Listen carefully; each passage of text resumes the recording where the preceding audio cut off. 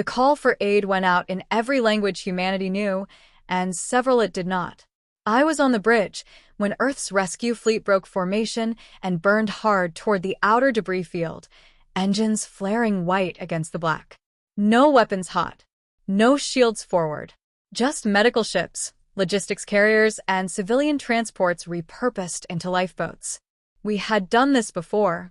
Too many times. We believed, foolishly, that mercy was still understood. The distress signal came from the Kelton border, a region torn open by a mining collapse that had ignited half the system's atmosphere. Millions were trapped. Their own fleets were gone. Their government silent. So Earth answered. We always did. Rescue doctrine demanded it. Humanity's reputation depended on it. I watched the countdown tick to 0 as we crossed the exclusion line. Then the first rail strike tore through the lead hospital ship. There was no warning, no challenge, just a clean, surgical impact that cored the vessel from bow to stern. Its lights went out before the shockwave reached us. For half a second, no one spoke. Then the casualty alarms began to scream. Enemy silhouettes bloomed across the tactical display, hiding behind drifting wreckage and radiation clouds. Pirate clans. Proxy mercenaries. It didn't matter. They had waited for us. They had watched us come in unarmed. They had chosen the moment when our hands were full of the dying. Shields up, someone shouted, too late for the ships already burning. We tried to pull back. That was our second mistake. The attackers didn't want territory. They wanted the message. They targeted evacuation corridors, medical barges, ships packed with refugees who had trusted our hull markings and our promises. I saw life pods scatter like sparks and vanish just as quickly. On my console, the death toll climbed in steady, unemotional increments. Human crews. Alien civilians. Children whose names I would never know. The bridge felt very small then, like a coffin with windows. Earth Command broke radio silence 3 minutes into the ambush. I recognized the voice instantly, stripped of ceremony and warmth. All rescue elements, it said, disengage immediately. Fall back to rally point Theta. There was a pause. Then a second transmission, encrypted so deeply it made my teeth ache. All combat assets, the voice continued. This is no longer a rescue operation. The attackers must have intercepted something. Or maybe they simply understood tone. Their fire intensified, reckless now, hungry. They believed they had blooded the myth. That humanity could be hurt while kneeling. They did not understand what they had touched. The first warship arrived without announcement. It dropped out of fold space between 2 hostile cruisers and erased them with a single directed pulse. No flourish. No warning. Just absence where enemies had been. More followed, sliding into real space like blades drawn from the dark. Orders cascaded through the fleet, cold and absolute. Rescue protocols were overwritten. Engagement limits vanished. Weapon safeties disengaged across 1,000 hulls at once. I felt it like a pressure change in my chest. The moment restraint died. We did not broadcast demands. We did not offer surrender terms. Targeting AIs mapped every hostile signature, every support craft, every hidden logistics node feeding the ambush. Retaliation unfolded with terrifying elegance. Ships that had never fired a shot in anger unleashed arsenals built for wars we had sworn never to fight again. I watched an enemy carrier try to flee, its engines flaring desperately. A human interceptor matched its vector, stayed just close enough to transmit a single data packet. The carrier's reactors overloaded seconds later, perfectly contained, perfectly lethal. The battlefield fell quiet faster than seemed possible. Not because there were no more targets, but because nothing hostile was left intact enough to register. Debris drifted where confidence had once lived. Earth Command spoke again, softer now, somehow more dangerous. All units, the voice said, recover survivors. Then mark the system. I knew what that meant. Everyone did. The rescue fleet limped home heavier than it had arrived, carrying the wounded and the dead, and something darker still. Somewhere in the void behind us, humanity's patience burned out completely. The galaxy would call what followed an overreaction. They always did. But as I stared at the wreckage of ships that had come only to save lives, I understood the truth with brutal clarity. You can attack Earth's mercy once. After that, you learn what it was protecting you from. The system was quarantined before the wreckage finished cooling. Navigation buoys were rewritten to warn, then to threaten, then finally to lie. Any ship approaching would seacom trade routes and empty space until it was too late to turn back. Earth Command called it containment. The crews called it a scar. I stayed on station, watching drones collect bodies that no vacuum should ever have held. The survivors spoke little. Medics worked in silence broken only by alarms and whispered counts. Some refugees asked why the attack had happened. Others didn't ask anything at all. They stared at our hull markings like they were holy symbols that had failed them. I carried that look with me everywhere, like a second gravity. 3 days later, the retaliation began. It did not start with fleets. It started with doors closing. Trade lanes feeding the attackers' sponsors went dark simultaneously. Banking nodes froze. Resource shipments vanished into administrative limbo that no appeal could reach. Whole economies began to suffocate without ever seeing a human ship. The galaxy likes to think of war as explosions. Humanity prefers preparation. Intelligence confirmed what we already suspected. The ambush had been financed quietly, laundered through intermediaries who believed distance equaled safety. Earth disagreed. Task forces were assembled with names pulled from extinct languages, commanded by officers chosen not for aggression, but for memory. People who remembered what restraint cost. I was reassigned to a forward coordination cell. No windows. No insignia. Just projections and orders that grew darker by the hour. We traced supply chains backward, cut them surgically, then moved on. No announcements. No declarations. Systems simply went silent, one by one, as if the stars themselves were choosing sides. When the first sponsor world realized what was happening, they attempted diplomacy. Apologies were transmitted. Blame was reassigned. They offered reparations, then hostages, then threats. Earth logged every message and responded to none. Retaliation was not a conversation. It was a conclusion. Military strikes came last. They always do. By the time human fleets entered contested space, resistance was exhausted, logistics starved, morale hollowed out by weeks of invisible pressure. We did not target cities. We targeted infrastructure that made aggression possible. Shipyards. Command relays. Orbital foundries. The war was dismantled piece by piece. I watched a defensive grid power up too late, its operators scrambling as our ships slipped through blind spots we had mapped months earlier. Precision fire-gutted control centers without breaching atmosphere.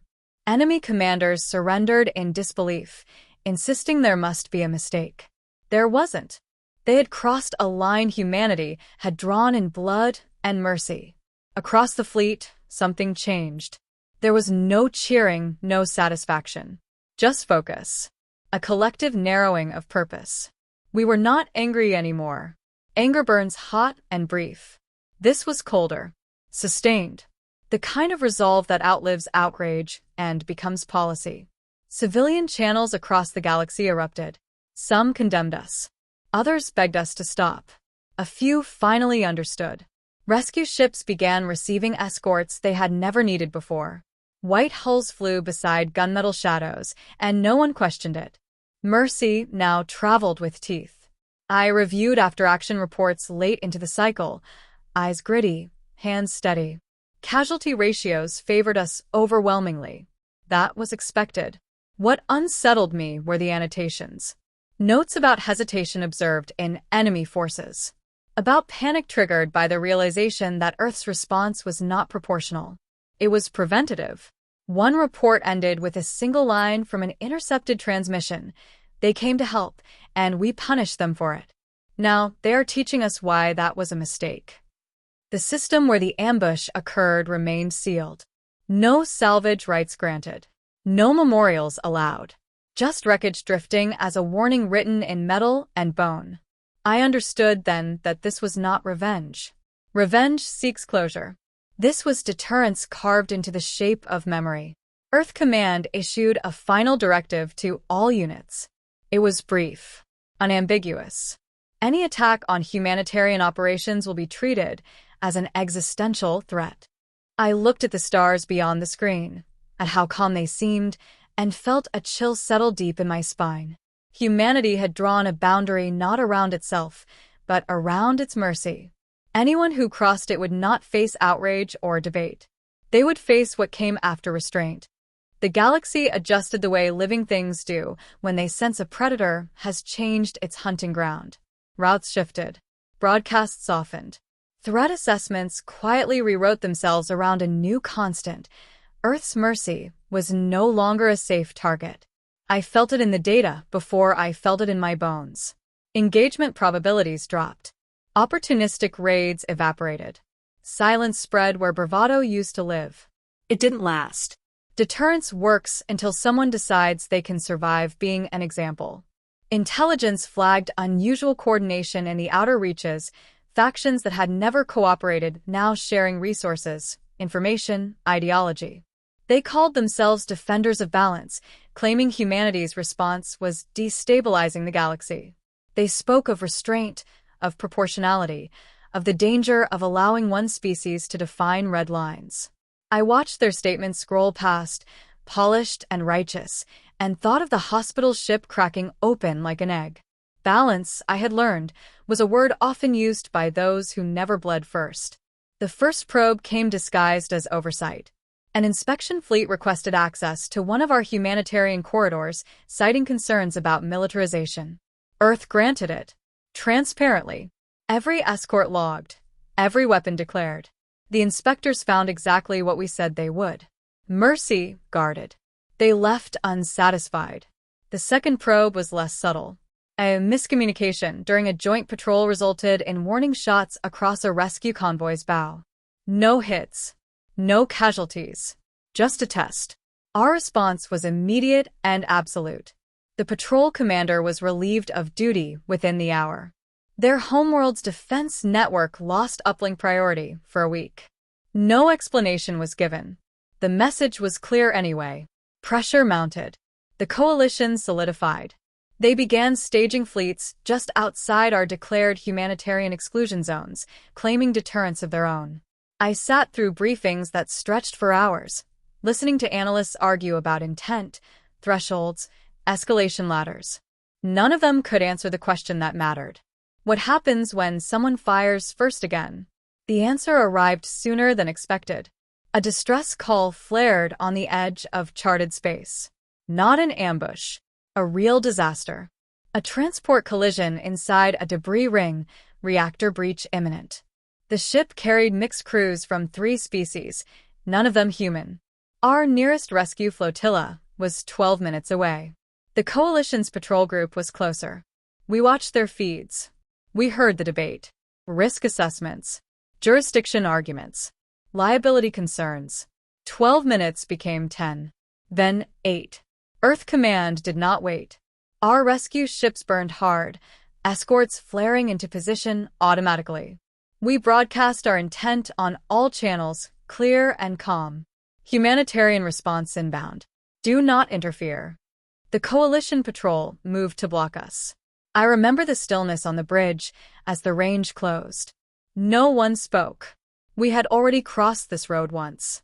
We knew where it led. A single coalition frigate fired. Not a warning shot. A disabling strike aimed at our lead rescue ship's engines. It missed by meters, close enough to rattle hull plating and scatter debris across the convoy. That was enough. The response was not a fleet action. It was a correction. The frigate's weapons went dead mid-cycle, its power grid collapsing under a targeted surge that left the hull intact and the crew alive, drifting. Coalition ships locked up one by one, systems overridden, commands ignored. We passed through them like they weren't there.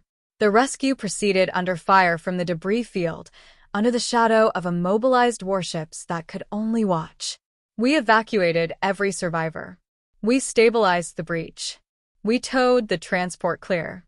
Not a single human weapon fired again. When it was over, Earth transmitted a single packet to every major power. Footage, timelines, weapon logs, no commentary, no accusations. Then came the final line, embedded so deeply it bypassed public channels and went straight to leadership cores. Interference with rescue operations will be neutralized without escalation. Persistence will be treated as intent. The coalition dissolved within days. Not publicly. Quietly. Ships redeployed. Statements retracted. Balance redefined. I sat alone after the reports finished compiling, staring at a still frame of our rescue ship sliding past a helpless frigate. We had saved lives under threat and refused to be baited into spectacle. Ruthless, they would call it. And they wouldn't be wrong. Because ruthlessness isn't cruelty. It's consistency, without apology. The galaxy had tested the boundary again, hoping for hesitation. What it found instead was something far worse. Humanity that would save you even while dismantling anyone who tried to stop it. And somewhere deep in the dark, I knew others were watching, recalculating their own tests, wondering not if we would respond next time, but how far we would go to make sure there wasn't one. Fear changes shape when it realizes it cannot bargain. After the coalition dissolved, the galaxy did not relax, it reorganized. Patrol patterns shifted away from our corridors. Emergency beacons rerouted automatically toward human space. Insurance algorithms rewrote themselves with one new variable: interference risk unacceptable. Humanity had become infrastructure, not an actor, and that terrified everyone. I was promoted without ceremony. A new badge, more access, fewer illusions. My job was no longer to coordinate retaliation, but to anticipate the next mistake before it happened. History suggested someone would always make one. Deterrence works best when it feels inevitable, and inevitability requires maintenance.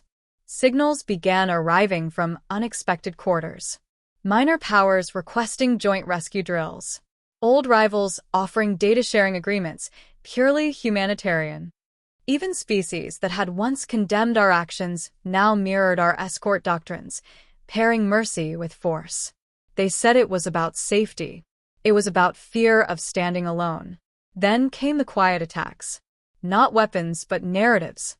Accusations that Earth staged crises to expand influence. That our escorts provoked incidents by existing. That neutrality required limiting human presence. None of it stuck, but it told us where the pressure was moving. If you cannot break the shield, you try to poison what it protects. The real danger emerged in the margins. Independent groups, unaffiliated with any power, testing response times, probing rules of engagement, skirting just below thresholds. Drones accidentally crossing corridors. Automated mines drifting loose near refugee lanes. Plausible deniability, weaponized into a strategy. We responded the only way that made sense. We removed ambiguity. New protocols went live across every human rescue asset. Any object entering a humanitarian corridor without authentication would be treated as hostile until proven otherwise. No warnings. No escalation ladder. Identification or neutralization. The galaxy called it extreme. The data called it effective. The first neutralization occurred 46 minutes after activation. A mine layer masquerading as salvage drifted into a corridor outside Cyrene's reach. Our escort fired once. The vessel disintegrated. Its backers disavowed it within the hour. I expected backlash. There was none. What followed instead was compliance, so sudden it bordered on reverence. Traffic cleared corridors with obsessive care. Transponders broadcast redundancies. Rescue lanes became the safest routes in known space, not because of trust, but because no one dared test them. Earth Command convened a closed session soon after. Projections showed a long-term effect none of us had planned for. Conflicts were stalling. Not resolving, stalling. Belligerents hesitated to escalate near civilian populations, afraid humanitarian corridors would appear and freeze the battlefield. Mercy was becoming a strategic limiter. Some celebrated that. Others warned it made us arbiters of war, by default. I listened and said nothing. Power does not require consent to exist. It only requires consequences to be believed. Late in the cycle, an alert crossed my console marked priority black. A mass casualty event unfolding beyond our established range. No human assets nearby. Local powers requesting assistance, but refusing escort conditions. They wanted help without oversight. I knew what that meant. A test wrapped in desperation. Earth Command asked for my recommendation. I stared at the live feed. Fires spreading, ships colliding, people dying while politicians argued access terms. If we went in unescorted, we invited another ambush. If we refused, we abandoned our line. I sent my response. We would go. Fully escorted. Corridors declared. Conditions non-negotiable. If they refused, we would still go. The silence after my transmission stretched longer than comfort allowed. Then approvals began stacking in, one after another, until the order was locked. As the fleet spun up and vectors aligned, I felt the familiar pressure in my chest. Not fear. Anticipation. The galaxy was about to decide whether our boundary was real everywhere or only where it was convenient. It would not ask again politely, and neither would we, because mercy enforced is still mercy, and hesitation kills faster than weapons, especially when watched by those who learn from every pause, every doubt, every moment we fail to move. Next time, the line would be tested harder, and the response would decide the shape of everything that followed. Across the dark, unseen observers waited, measuring consequences with patience. The corridor declaration went out across all bands, human and otherwise, and the stars seemed to hold their breath. Our fleet translated into the system in perfect formation, escorts flaring first, rescue hulls following like a promise wrapped in steel. Fires already burned on 3 worlds below, their atmospheres scarred by debris and ash. Civilian traffic screamed in every direction, panicked, uncoordinated, dying by the second. Local authorities transmitted protests even as we arrived.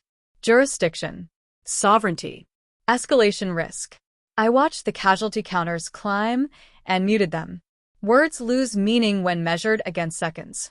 Our corridors activated anyway, luminous threads cutting through chaos. The effect was immediate. Traffic began to funnel, instinctively drawn toward safety, toward certainty. We deployed medships and shelters, drones and tugs, the choreography practiced 1,000 times. For 7 minutes, everything worked. Then the trap closed. Space folded wrong near the outer corridor marker, a distortion too clean to be natural. Hidden batteries came online, masked until the last moment, firing into the escort perimeter with surgical precision. Not a warning shot. A kill attempt. One of our destroyers vanished in a bloom of light so intense it burned after images into my vision. I did not wait for confirmation. Authorization was already in my hands. The retaliation package unlocked with a quiet chime, as if this were routine. Escort doctrine shifted instantly. Corridors narrowed, hardened. Rescue assets pulled inward as our warships surged forward, not to chase, but to erase. Targeting solutions populated my display faster than I could read them, every hostile node mapped and prioritized. We struck once, comprehensively. Kinetic lances punched through firing platforms before their crews understood they'd been seen. Electronic warfare drowned command links in static and screams. A moonlet hosting a hidden array was carved open, its core venting into vacuum. The ambush force ceased to exist as an organized entity in under 90 seconds. The feeds went silent except for debris. Below us, the rescue continued, uninterrupted. That was the point. We did not pause to assess victory. We did not issue threats. We simply resumed saving lives, as if annihilation were a maintenance task performed between breaths. Only afterward did the transmissions change. Shock replaced outrage. Demands collapsed into questions, then into apologies. Local leaders scrambled to distance themselves from the attackers, swearing ignorance, offering cooperation, anything to avoid becoming the next lesson. I forwarded everything to archive. Accountability could wait. Survival could not. As the last evac ships cleared atmosphere, long-range sensors flagged movement beyond the system's edge. Not an attack. Observers. Fleets holding position just outside engagement range, dozens of them, belonging to powers that had claimed neutrality. They had come to see if the line was real. I opened a channel and broadcast, without preamble. Humanitarian corridors are inviolate. Interference will be met with immediate, overwhelming response. There will be no negotiation under fire. This is not a threat. It is a procedure. I cut the channel before replies could arrive. The observers withdrew slowly, carefully, like predators realizing the terrain had changed. Somewhere, analysts would rewrite doctrines, historians would coin phrases, politicians would pretend this outcome had been inevitable. What mattered was the quiet that followed, heavy and absolute. Earth Command sent a single message, acknowledged, then another, marked personal. Casualty report for the destroyer we lost. Names scrolled past, too many, too fast. I closed my eyes and let them burn in, because forgetting is the first betrayal. We returned home, without celebration. There would be none. Humanity had not escalated a war. We had finalized a reputation. As the fleet dispersed and the corridors faded from the stars, I understood what the galaxy was beginning to grasp. Rescue was no longer just an act of compassion. It was a boundary condition, a constant, enforced without apology or hesitation. And boundaries invite pressure. In the deep black beyond our sensors, forces were already recalculating, asking themselves not if they could break us, but how much it would cost, and whether the lesson would be worth the price. When they came, there would be no mask left to drop. There would only be the procedure, waiting to be executed. Again. Soon. Everywhere,